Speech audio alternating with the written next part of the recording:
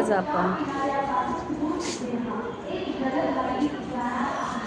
आपण ATM मशीनवर long डिस्टन्सचे म्हणजे एक्सप्रेसचे तिकीट कसे काढायचे ते पाहूया। याच्यामध्ये लँग्वेजमध्ये पण जाता येतं, मराठी, इंग्लिश।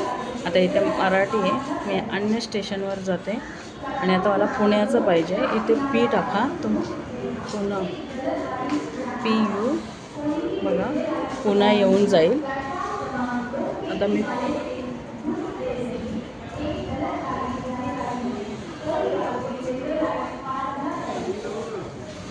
यात्रा विवरण बदले, तर याच्यामध्ये एका वेळी 4 तिकीट येत आहेत। आता इथे सेकंड ऑर्डरने श्रेणी राहील। तुम्हाला मेल एक्सप्रेस पाहिजे या सुपरफास्ट पाहिजे तो करा।